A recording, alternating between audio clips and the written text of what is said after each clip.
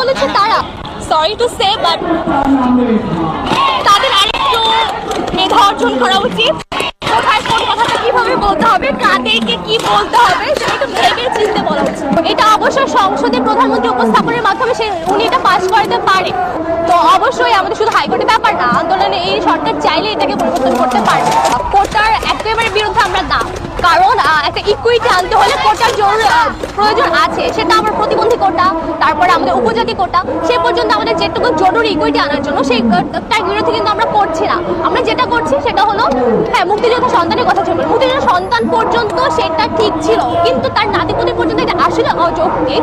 কারণ দেখা যাচ্ছে তার শুধু নাতিপতি না, একজন যদি মুক্তিযোদ্ধা ফ্যামিলি বাইরে কাউকে বিয়ে করছে তার যে সন্তানটা হচ্ছে, তো এটা মানে সন্তান পর্যন্ত ঠিক আছে, নাতিপতি পর্যন্ত আসলে ব্যাপারটা অযৌক্তিক। আর আমরা একেবারে গোটা বিরোধিতা করছি না, কারণ একটা জাতিতে একটা ইকুইটি আনার জন্য কিন্তু আমাদের